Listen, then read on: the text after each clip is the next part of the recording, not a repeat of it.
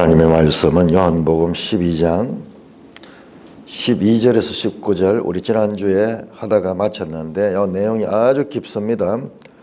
다시 한번 자세히 살피겠습니다. 요한복음 12장 12절에서 19절까지 요한복음 12장 12절 그 이튿날에는 명절에 온 큰 무리가 예수께서 예루살렘으로 오신다는 것을 듣고 종려나무 가지를 가지고 맞으러 나가 외치되 호산나 찬송하리로다 주의 이름으로 오시느니 곧 이스라엘의 왕이시여 하더라.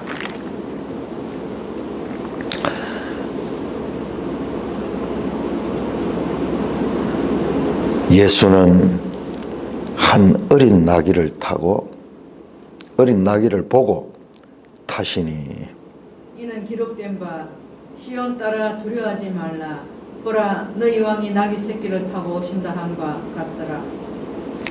제자들은 처음에 이 일을 깨닫지 못하였다가 예수께서 영광을 얻으신 후에야 이것이 예수에 대하여 기록된 것임과 사람들이 예수께 이같이 한 것임이 생각났더라. 나사로를 무덤에서 불러내어 죽은 자 가운데서 살리실 때에 함께 있던 무리가 증언한지라. 이에 무리가 예수를 맞으면 이 표적 행하심을 들었음이르라. 바리새인들이 서로 말하되 볼지어다 너희 하는 일이 쓸데없다. 보라 온 세상이 그를 따르는도다 하니라. 하나님 아버지 요한복음에 담겨있는 하나님의 깊은 뜻들 오늘 이 아침에 잘 캐내올 수 있도록 성령 하나님 도와주소서. 예수님 이름으로 감사하며 기도드리옵나이다. 아멘. 자, 이제 12장 1절부터 6월절 절기로 이제 들어갑니다. 사실은 11장 55절부터 6월절 절기가 나오죠. 유대인의 6월절이 가까움에. 자, 이 6월절은 요한복음에 나오는 세 번째 6월절이고 마지막 6월절입니다. 그래서 지금부터는 예수님의 십자가의 죽으심과 부활에 모든 것이 초점이 맞추어집니다. 그리고 예수님의 말씀도 이제 이 땅에서 마지막 하시는 말씀 드립니다. 이 절기가 끊임없이 반복되어 왔거든요. 모세 시대부터 지금 1500년 동안 예수님 시대까지 1500년 동안 반복되어 왔지만은 그러니까 불교에서 이 세상의 역사를 윤회설로 보는 게 상당히 이 설득력이 있는 거예요. 사람들이 보통 옛날 치면은 70년 살지도 못하는 인생들이 봤을 때는 끊임없이 자기 생애 동안 보니까 이게 윤회하는 것 같은, 반복하는 것 같은 거예요. 그러니까 그 윤회설이라는 것이 상당히 그냥 인간적인 입장에서 보면 설득력 있는 건데, 그러나 그것은 역사 전체로 보면은 끝없는 반복이 아니고 그 반복은 끝이 있다는 거예요. 끝이 있다는 거예요.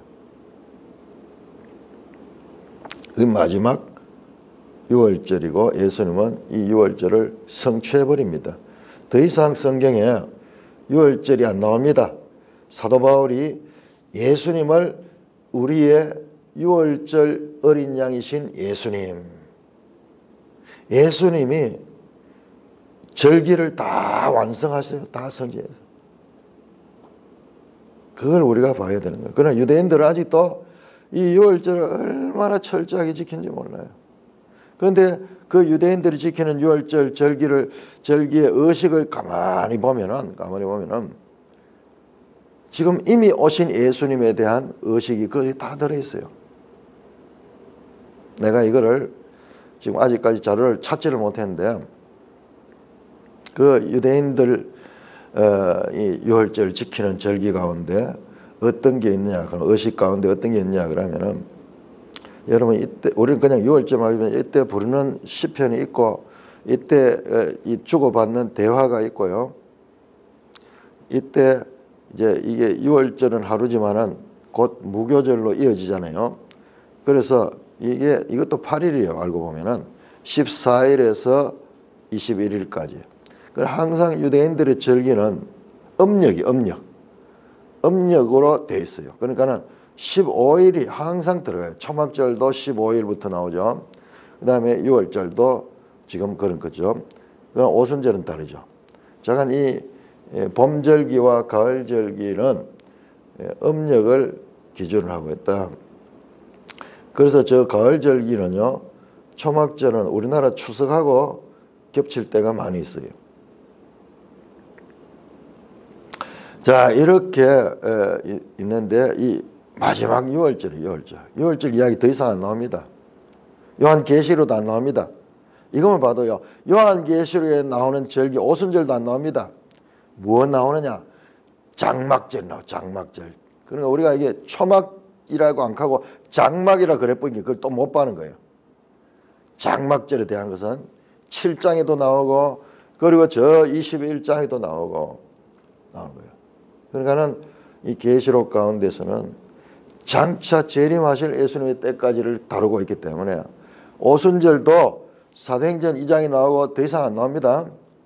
그러니까 지금까지 모세 시대부터 1500년 동안 끊임없이 매년 반복되었던 절기가 예수님을 통하여 초림하셔서 성취하시고 부활하시고 보좌 우편에 앉으시며 거기에서 성령을 보내주심을 말미암아 이 봄절기는 완성이 된 거예요. 그래서 오순절로부터 시작해서 실제로는 새 언약 시대가 시작이 된 거예요. 그러니까 새 언약 시대는 예수님의 십자가에서부터, 그래서 마지막 만찬하면서 이는 피로 맺는 새 언약이라고 할 때 거기서부터 해서 이 오순절 성령 강림 시대까지 이 새 언약의 출발은 그렇게 되고 십자가에서 시작이 되고 오순절에서 성취가 되었으며 이제 그 오순절 성령 강림의 시대가 계속 이어지다가 마침내 예수님의 재림의 때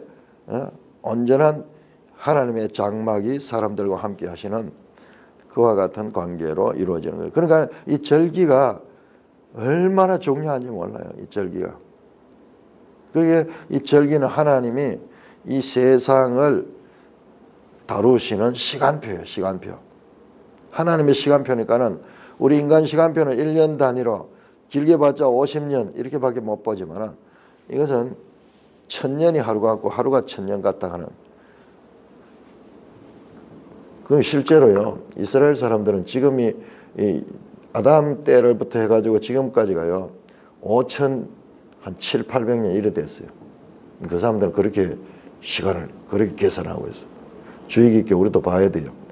우리 그냥 그거로 하면은 지금 하면 6000년이 지났잖아요. 근데 이스라엘 그 계산법으로 보니까는 5000년대 후반이에요.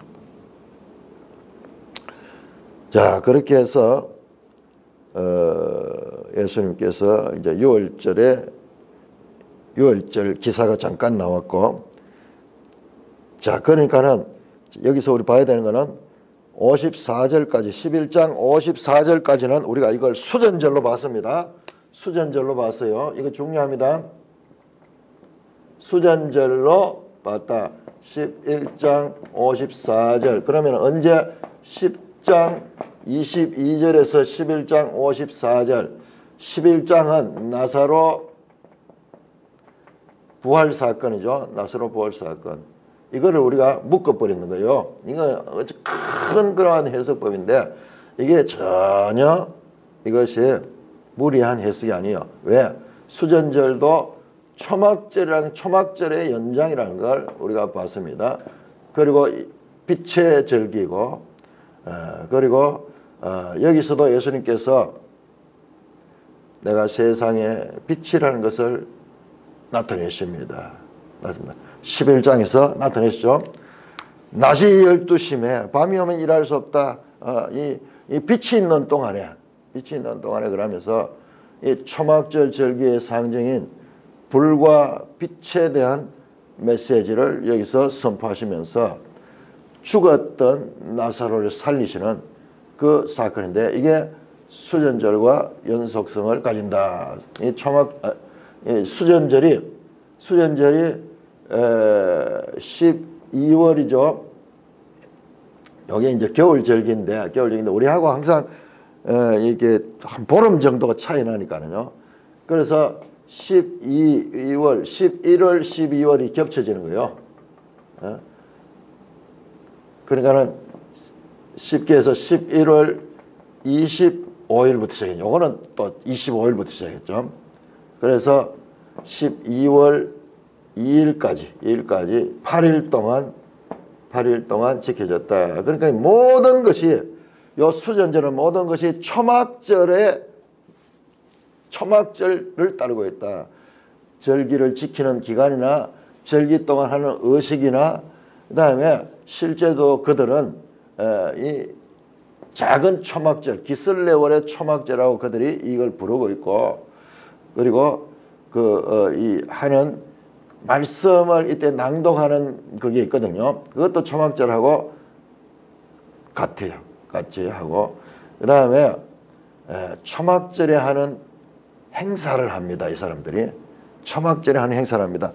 자, 우리 초막절에 뭘 하는가 한번 보세요. 초막절, 자, 레위기 23장은 절기장입니다. 레위기 23장은 절기가 있는데 여기에 세 절기 일곱 절기 다 자세하게 나옵니다. 자, 23장 33절부터 초막절에 관한 가르침인데 자, 39절 보세요. 39절. 너희가 토지 소산 거두기를 마치는 7달 15세부터 1해 동안 여호와의 절기를 지키되 첫날에도 안식하고 8째 날에도 안식할 것이요. 시미니 여기 8째 날이죠. 그 다음에 하는 거 보세요. 뭐 하는 거. 첫날에 너희가 아름다운 나무 실과와 종려나무 가지와 무성한 나무 가지와 신의 버들을 취하여 너희 하나님 여호와 앞에서 1해 동안 절거할 것이다. 자, 8일 동안이고 7일 동안이죠. 7일 동안 뭐 하느냐? 네 가지 이 종류가 나오는데 하나는 열매고 나머지 세 개는 나무가지예요. 나무가지.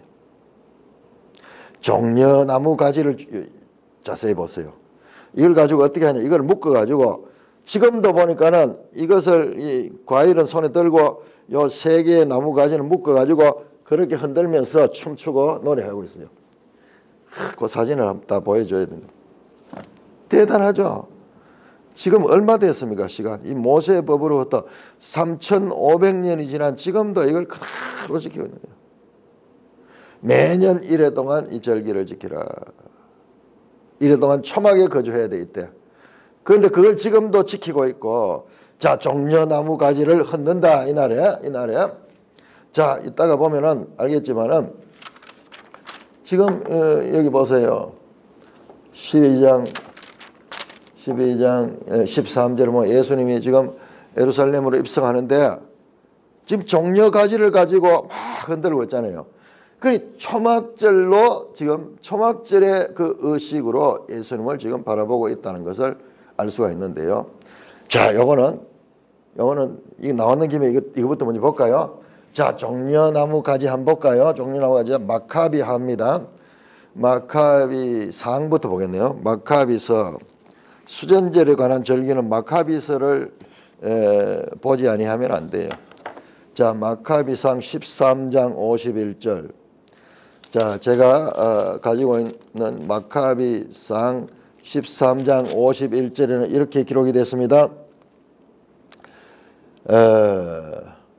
유다인들은 이제 요새를 성전을 다시 탈환해서 유대인들은 종려나무 가지를 흔들며 환호 소리로 드높게 비파와 꽹가리와 검은고 소리에 맞춰 찬미와 노래를 부르면서 이제 성전으로 들어가는 거예요. 요새를 탈환해 가지고 승리의 이 계가를 울리면서 종려나무 가지를 흔들고 들어갔는 거예요. 그러니까 지금 이들이 이 요한복음에서 예루살렘 사람들이 종려나무 가지를 왜 지금 여기 들고 있는가, 이 의미가 새겨지는 거예요. 자, 또 하나 더, 그 다음 절기를 어떻게 지켰나, 이거는 이제 그때 요새를 점령할 때 이러고, 이것이 하나의 전통이 돼가지고 마카비하 10장 5절에서 8절을 제가 읽어볼게요. 마카비하 10장 5절입니다. 그리고 전에 이방인들이 성전을 더럽힌 바로 그날, 즉 기슬레월 25일에 성전을 정화했다. 그날이 지금부터는 이제 절기가 돼가지고 그 기념하면서 그때 그 사건을 기념하면서 그날에 성전을 다시 깨끗하게 정화하는 거예요. 성전 정화입니다. 성전 정화. 그러니까는 이 수전절과 예수님께서 요한복음 2장 12절부터 20절에 나오는 예루살렘 성전 정화와 사실은 이 두 개가 마주쳐 울리고 있는 거예요. 마주쳐 울리는 거예요. 이 배경을 모르면은 우리가 이걸 알 수 없는 거예요. 수전절은 성전을 정화하는 날이에요. 성전을 이 요한복음에는 유일하게 이렇게 나오죠. 다 성전 정화가 전부 예수님 마지막 그 이 6월절에 성전 정화하는 게 나오는데, 우리 여기서는 저 앞쪽으로 배치를 해서 이 표적의 장 12장까지를 표적의 장이라고 하거든요.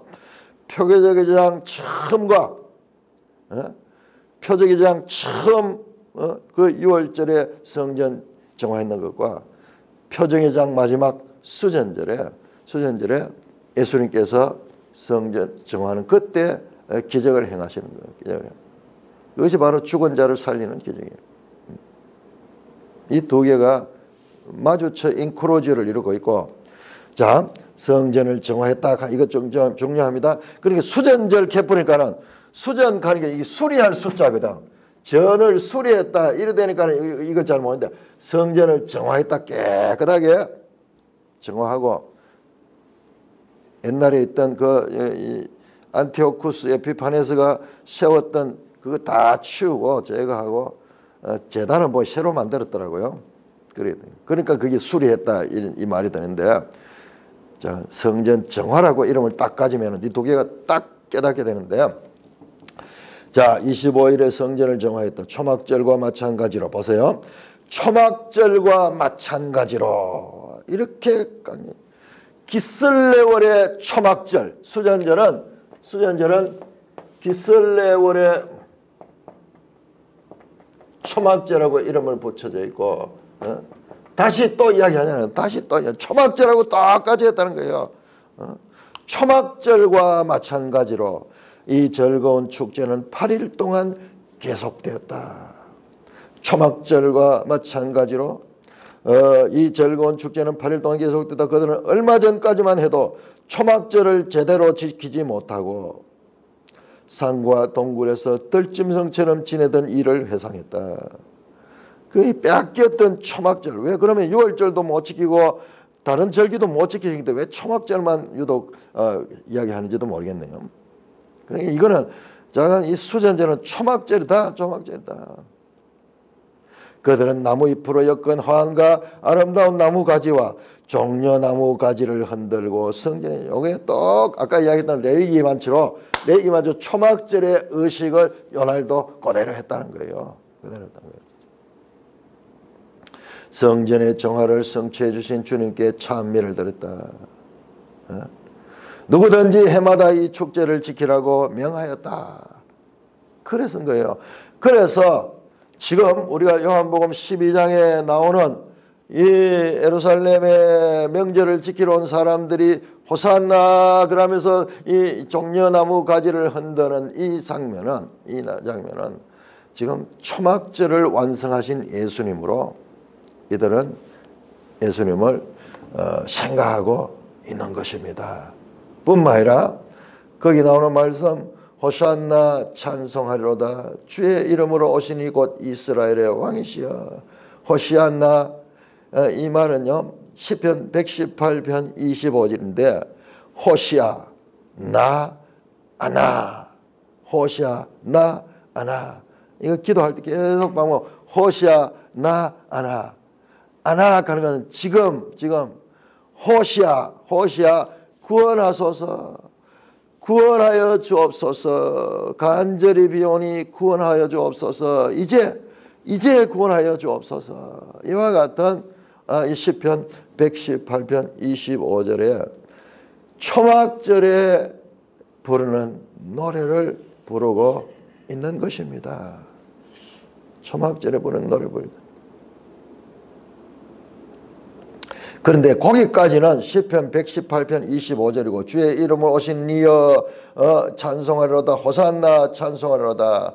여기에 호시아나 아나, 주의 이름으로 오시는 이여. 여기에 시편 118편인데요. 자, 시편 118편 찾아볼까요? 그래서 시편 118편이 아주 중요합니다. 우리는 시편 118편에 모퉁이 돌이, 건축자들이 버린 모퉁이 돌, 그것이 나오는 구절이죠. 나오는 이 장인데, 이 배경을 또 봐야 돼요. 이 배경을. 시편 118편 22절 건축자들이 버린 집이 모퉁이 돌이, 버린 돌이 집 모퉁이의 머릿돌이 되었다.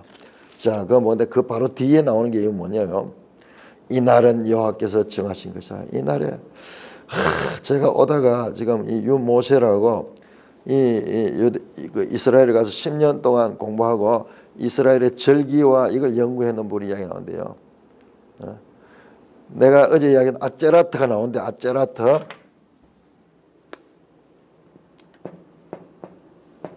아제라트 어제 발견됐죠. 이게 큰 날이라고 번역됐던 이게요, 끝날이라는 뜻도 있다. 끝판, 우리 끝판칸이 끝판왕이다 하는 그 뜻이에요. 그 의미가 있어요. 종결자다 하는 뜻이에요. 종결자. 그러니까 앞에 7일도 끝날인데, 이거는 그 호시아나 레바 큰 날이고, 이것도 큰 날인데, 그런데 이날은 완전히, 그러니까 헷갈리게 되죠. 신학자들이 다 헷갈리죠. 특별히 여기에 우리 번역에는 대자가 들어갔으니까 거룩한 대회가 되었으니까 여기에 다 그렇게 해석을 했죠. 그런데 이날은 끝판왕이다, 종결한다, 모든 것을 종결한다, 그런 뜻이 있다는 것을 제가 오면서 들었어요. 이거 한번 자세히 연구해 볼 거예요. 자, 그러니까 이날 가는 게요. 이날 가는 게 하나님이 정하시고, 이날에 우리가 즐거워 기뻐하라.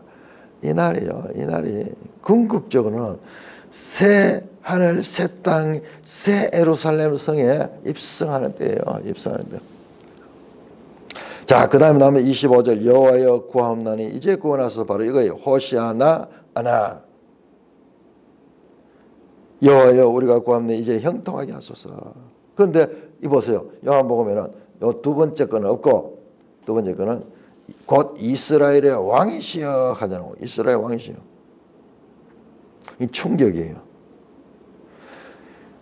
우리 신약 성경에 구약 성경을 인용하는데, 구약 성경을 그대로 인용하지 않고 마음대로 신약에서 요거를 좀 변형하는 걸 볼 수 있어요. 변형하는데 어떻게 변형하느냐? 이거 오해하면 안 됩니다. 변개하는 게 아니고, 구약이에요. 구약의 성경을 반텀은 이쪽 편의 성경, 또 반텀은 다른 쪽의 성경을 가져와가지고 두 개를 연결시켜요. 처음에 내가 이걸 알고 충격받았어요. 아니? 자, 스바냐 보고, 스바냐 소선지서 끝에서 네 번째 책입니까? 스바냐 3장 15절. 여호와가 내 형벌을 제거하였고 네 원수를 쫓아냈으며, 이스라엘 왕 여호와가 네 가운데 계시니 네가 다시는 화를 당할지 않고 두려워하지 않을 것이다. 이거는요, 완전히 주님의 재림할 때 왕으로요, 이 모든 원수들을 다 물리치는 거예요. 네가 다시는 화를 당하지 두려지 않니까. 자, 이 시편 118편도요. 시편 180편 한번 여기 딱 나와요. 시편 118편 10절입니다. 10절. 문나라가 나를 에워쌌으나 내가 여호와 이름으로 그들을 끊으라. 그들이 나를 에워싸고 에워쌌으나 여호와 이름으로 그들을 끊으라. 그들이 벌처럼 나를 에워쌌으나 가시덤불 불같이 없으나 내가 여호와 이름을 그를 끊으라. 그들이 나를 밀쳐 넘어뜨리는 여호와께서 나를 도셨다. 이 마지막에 보면은요. 마지막에 보면은 거기 나와요. 자, 이거 보세요. 7절. 여호와께서 내 편이 되사 나를 돕는 자들 중에 계신 그러므로 나를 미워하는 자들에게 보응하시는 것을 내가 보려다. 이게 뭐냐 그러면요. 구약 성경에 이스라엘이 외적으로부터 많은 어려움을 당했잖아요. 그런데 이걸 다 나중에는 그 심판하시는 거, 그걸 이스라엘이 목도한다는 거예요. 자, 이 말은요. 나중에 사탄의 세력들이 끊임없이 우리 하나님의 백성들을 괴롭히고 공격해 왔잖아요. 그러니까 계시록에도 보면은 나중에 곡과 마곡이 예루살렘 성을 빙 포위해 가지고 이제 공격해 올라가잖아요. 그때 마지막 심판이 일어나잖아요. 그들을 완전히 썰어버리잖아요. 그래 끝까지 우리가 믿음을 가져야 돼요. 때로는요 완전히 우리가 전멸될 것 같은 위기 속에 놓일 때가 있어요. 지금 그 이야기를 하는 거예요. 그 이야기를. 그러면서 스바냐 3장 15절 이스라엘 왕 여호와가 내게 계시다. 그러면서 예수님을 뭐라고 하냐. 이스라엘 왕이라. 그러면서 예수님을 맞이하고 있는 것입니다. 시편 118편 25절과 26절 그리고 스바냐 3장 15절 합쳐가지고 자 여러분 이들이 왜 예수님을 이스라엘의 왕이라 할까요? 왕이라 할까요? 자, 이 이야기 하는 사람들이 누군가 한번 보세요. 누군가 자 앞부분에 갈까요? 앞부분에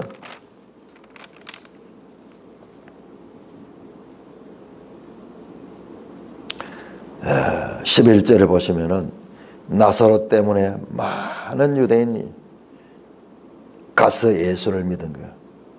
예수님이 죽은 자를 살리는 분이야. 죽은 자를 살리는 분이야. 이런 사람이 어디에 있어요? 그러니까는 그를 마치 오병이어 사건이 났을 적에 그 광야에 배고픈 자들에게 5,000명을 먹여도 12광주를 남는 그와 같은 기적을 행하니까 그때 그들이 예수님을 우리 성경에 임금 삼으로 했다가 임금 똑같은 왕이에요. 바실레우스 예수를 임금 삼으로 해도 이런 자가 왕으로 했으면 우리가 먹고 사는 건 걱정 없겠다. 그렇게 말했죠. 자, 그렇게 우리가 여기에서 지금 제가 말씀을 드렸는데 이 절기가 지금 6월절인데도 지금 이스라엘 백성들은 초막절에 뿐만 아니라 수전절에 마치 안티오쿠스 아피파네스의 그 독재 세력 가운데 그들을 물리쳤던 마카비 형제들의 이 용맹스러운 장군, 이 남에게 식민지였던 국가를 독립했던 그 영웅적인 그 메시아의 모습으로 예수님을 지금 맞이하고 있는 거예요. 그런데 예수님은 어떻게 하느냐? 예수님은 바로 그런 대중들의 찬송에 찬물을 끼얹는 행동을 합니다.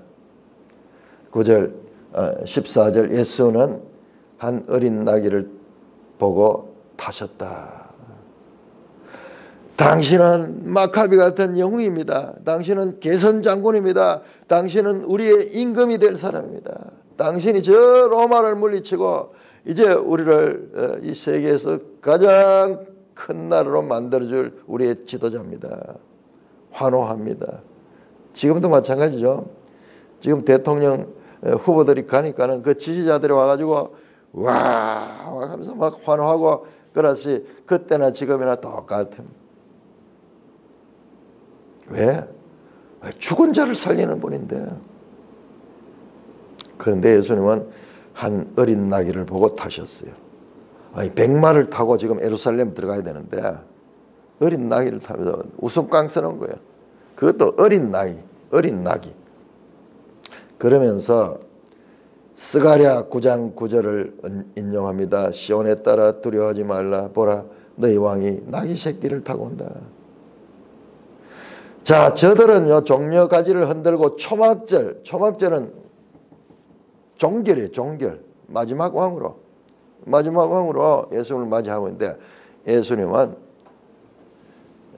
나귀 새끼를 타고 오는 이 왕 스가랴서 9장은요 이것은 초림에 대한 예수님의 초림에 대한 메시아의 초림에 대한 말씀이에요. 그리고 우리 8장 2절에 그 거대한 이 거룩한 대회의 날, 장엄한 대회의 날이 그냥 슬쩍 지나가듯이 아침에 이렇게 나와버리는 거예요. 이게 신약이에요, 신약. 대중들이 기대하던 그 큰 왕으로서의 모습이 아니라 어린 나귀를 타면서 스가랴 9장 9절을 인용합니다. 시온에 따라 들은 너희 왕은 나귀 새끼를 타고 오신다. 세상 왕은 어떻게 오십니까? 백마를 타고 팡파레를 울리면서 많은 군대가 뒤에 도열해서 쫙 영웅으로 등장하지만 나귀를 타고 스가랴 9장 9절은 겸손하다 하는 말도 나와요. 겸손한 모습으로. 대중들은 참으로 왕으로 높이고 있지만 오히려 자신은 행동을 말이 아니라 행동을 통해서 그 대중들에게 찬물을 끼얹는 그런 낮은 모습으로 지금 등장합니다. 제자들은 처음에 이 일을 깨닫지 못했다가 왜 이럴까? 이 기회에 한번 쫙 나타나가지고 예루살렘을 평정해버리면서 지금 막 사람들도 많이 모였잖아요. 지금 6월절 절기를 지키려고 사람들이 와글와글 끌고 있는데 이때 한번 스타로 등극해버리면 이제 그야말로 끝나버릴 텐데 지금 왕도 없거든요. 이스라엘은 식민지로이기 때문에 그냥 분봉왕들이 있는 이 시대인데 마카베 같이 확 물리쳐버리고 그래서 나라에 다시 이 명예를 되찾아서 영원한 그런 그 세상에서 가장 위대한 나라로 세워줄 그와 같은 기대를 하고 있는 거예요. 제자들도 그렇게 기대하고 있었다는 것을 사도행전에 보면 나오잖아요. 그런데 제자들은 처음에 이 일을 깨닫지 못했다. 왜 이렇게 하셨을까? 예수께서 영광을 얻으신 후에야 이것이 예수에 대하여 기록인가? 사람들이 예수께 이같이 한 것이 생각났다. 지금 사람들이 이렇게 하는 것이나 나귀 새끼를 타고 온다는 것, 이것이 바로 성경을 이루는 거다. 성경을 이루는 거다. 항상 제자들은 이렇죠. 이것도요. 2장 22절에 있는 내용에서 예수님께서 이 성전을 하려 내가 사흘 만에 세우리라. 그 말이 무엇인지 알지 못했다가 나중에 이제 그 깨닫게 됐다.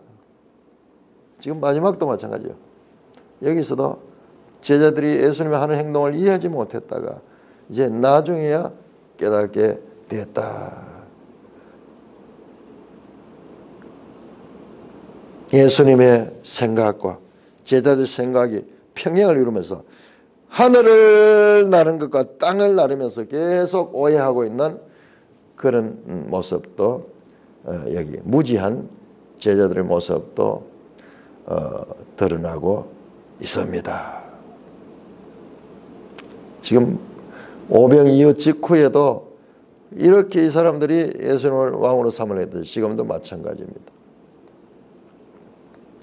자, 여기서 문제는 초림 예수님은 6월절에 가서 어린 양으로 지금 죽으시기 위하여 들어가고 있는데 지금 이스라엘은 재림 예수가 왕으로 오셔가지고 모든 것들을 해결해 주시는 이스라엘이 그래야 세상의 최고의 국가가 되는 그런 것으로 지금 오해하고 있는 게 핀트가 맞지 않는 거죠. 요한복음에는 계속 이 오해에 관한 것, 예수님의 말씀과 군중들 또는 제자들 또는 바리새인들 이 만나는 대화 상대자들이 예수님은 하늘의 이야기를 하면은 이들은 땅의 이야기를 가지고 오해하는 장면이 끊임없이 나오죠. 그게 우리 인생들의 모습이에요. 인생들의 모습. 자, 여기서 다시 12절에 가서 그 이튿날 명절에 온 큰 무리가, 그러니까는 지금 앞에서 보니까는 엿새 전이거든요. 이튿날이면 다시 전이잖아요. 그런데 명절에 이미 큰 무리가 와 있어. 그러니까는 우리가 이 절기를 지키면 딱 절기날 하는 게 아니고 절기 그 전에부터 와 있는 거예요. 왜 이 사람들이 일찍 올라오느냐 그러면은, 만약 절기 전에 그들이 시체를 본다든지 뭐 이런 부정을 타게 되면은 그들은 이 절기에 참석할 수 없어요. 그러니까는 미리 와가지고 절기를 지키기 위해서, 절기를 참사하는데 결격 사유가 되지 않기 위해서 미리 와서 준비하고 있는 거예요. 시골에서 많은 사람들이 올라와 있죠. 자, 그리고 그 이튿날은, 그러면 이렇기 때문에 날짜가 어디 되는가 한번 보세요. 10월이 아니고 6월절이니까는 우리식으로 하면 1월 달이 되죠. 1월 14일이 6월절이에요. 1월 14일 6월절. 자, 그러니까는 닷새 전이죠. 닷새 전. 그 앞에 엿새 전이었으니까는 12장 1절에 엿새 전이고 12장 12절에서는 그 이튿날이니까 닷새 전이죠. 자, 14절이면은 여기서 닷새 전과 9일이 되죠. 9일 되죠. 그런데 이 계산법이 우리하고 다르죠. 한 저녁에서 한 날 그 해질 때부터 시작해서 다음 날 해질 때까지가 하루니까는 요게 하루가 감해져요. 그러면은 요게 10일이 돼요. 10일. 우리 식으로 하면은 10일. 1월 10일. 1월 10일 날 예수님이 예루살렘에 등장했다.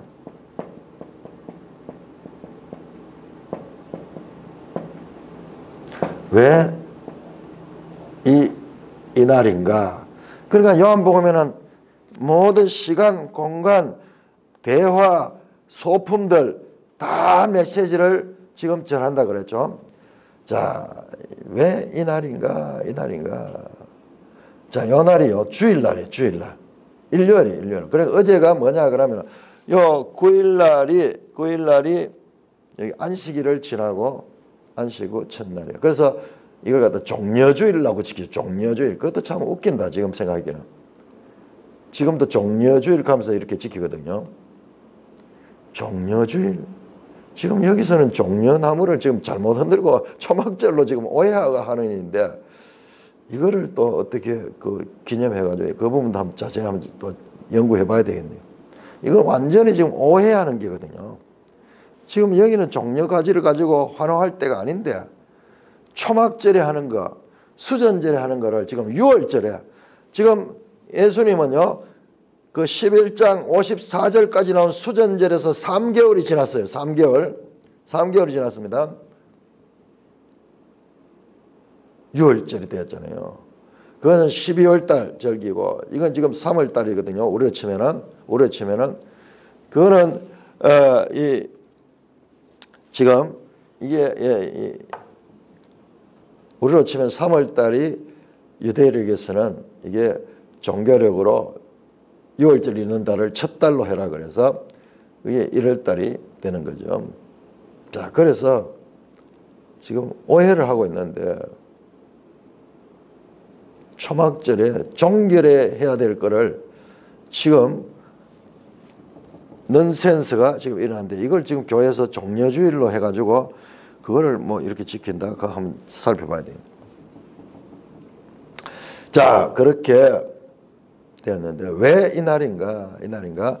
자, 출애굽기 봅시다. 출애굽기 12장 6월절이 처음 지어질 적에 어떻게 했는가? 12장 3절에 보면 나오네요. 3절에 너희는 이스라엘 온 회중에게 말해 이달 열흘에 이달 열흘입니다. 열흘 10월 10일날 열흘에 어떻게 하느냐? 각자가 어린 양을 취할지니 각 가족의 식구를 어린 양을 취하라. 6월절날 잡게 될 양을 취하는 때에 참 이때 제사장들은요 예루살렘의 성전에 이날 6월절에 잡게 될 양을 이스라엘 성의 그 이 양문을 통하여 양문 있죠. 양문, 미문 뭐 여러 가지 문들이 있었죠.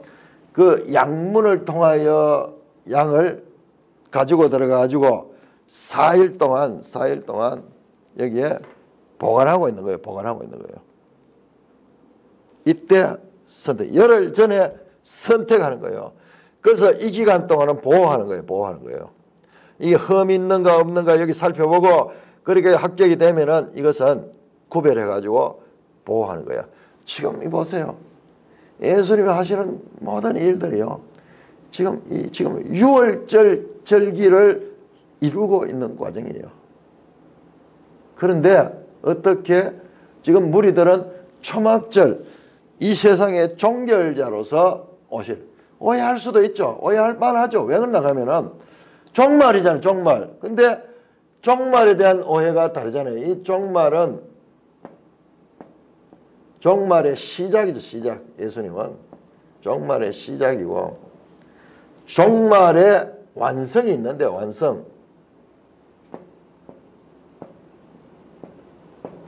이 전체는 종말기인데 이거를 모르고 한 점으로 봤네.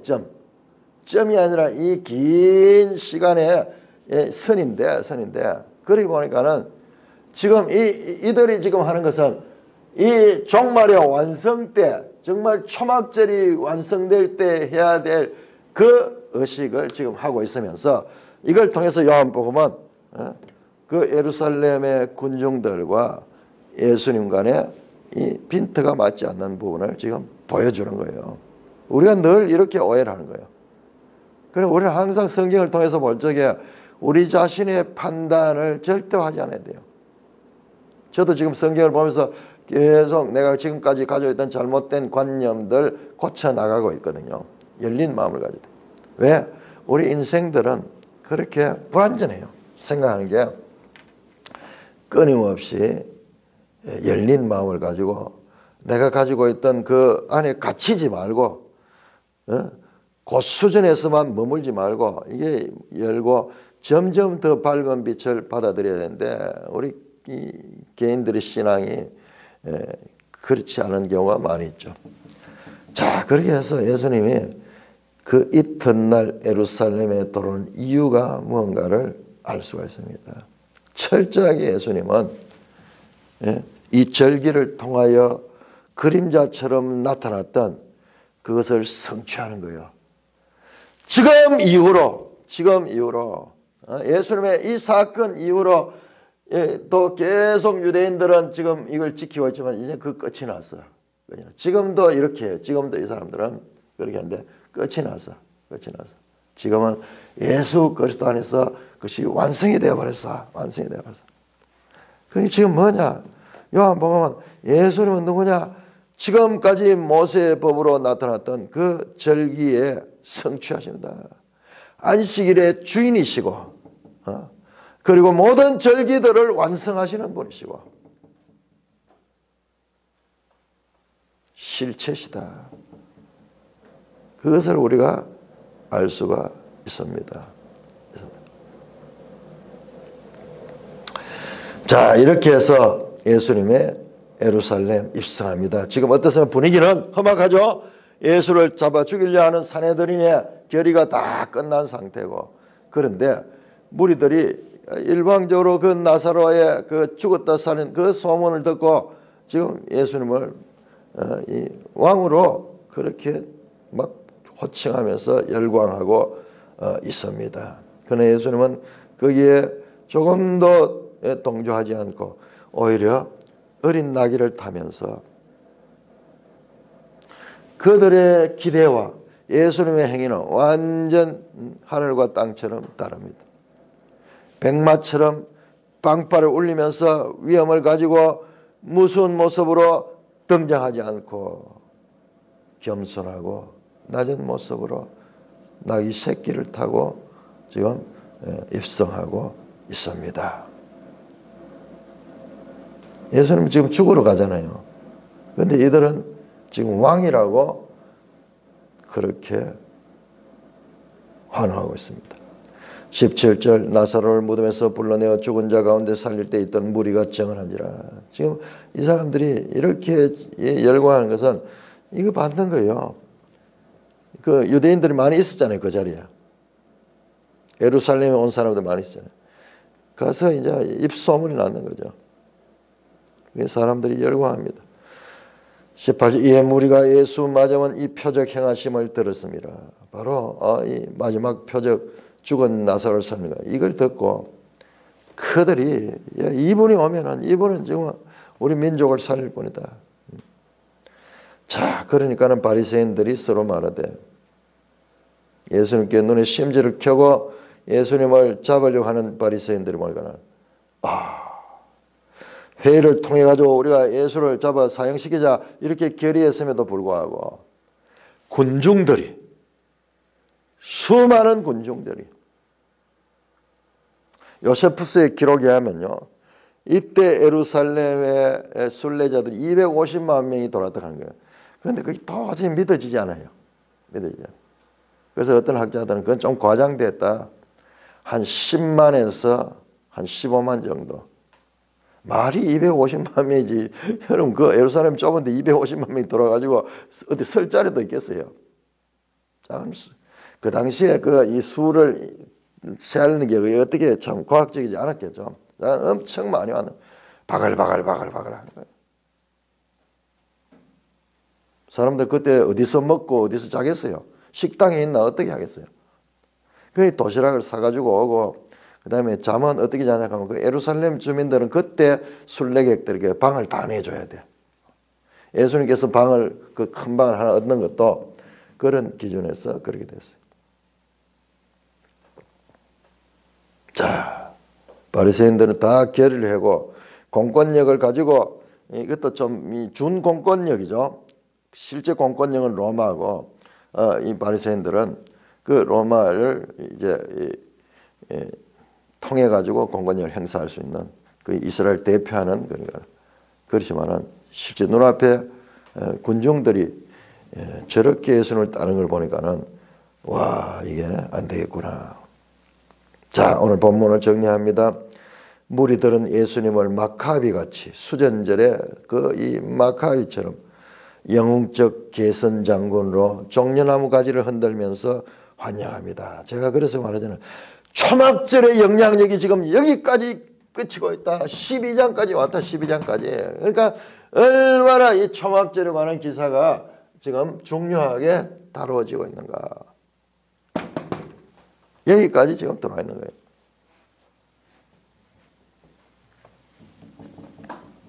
그러나 예수님은 어린 나귀를 타고 가난하고 겸손한 왕으로 나타납니다. 예수님은 왕이지만은 세상의 왕들처럼 왕이지만 낮은 자이고 그리고 새끼 나귀를 탄 왕입니다. 이것이 바로 예수님의 기독교입니다. 이게 기독교예요. 우리는 하나님의 아들들이고 왕 같은 제사장들이지만은 그러나 이것이 우리의 삶의 현장에서는 섬기고 그리고 다른 사람을 지배하는 자야. 종처럼 그들을 섬기는 왕이에요. 뜨거운 얼음처럼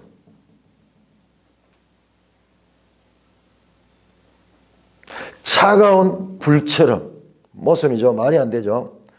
예수님은 그게 예수님이고 이게 기독교예요. 기독교. 왕이시지만은 종들을 섬기는 왕. 역설의 기독교입니다.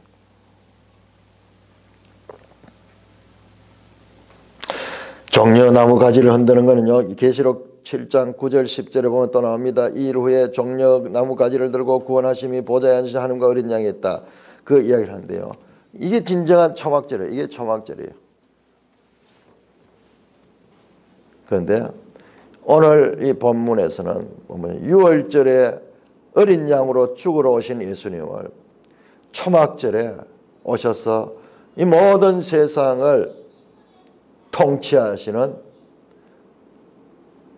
예수님으로 오해하고 있는 오해의 극치가 오늘 이 장면 속에서 나타나고 있는 것입니다. 찬송가 141장입니다. 찬송가 141장.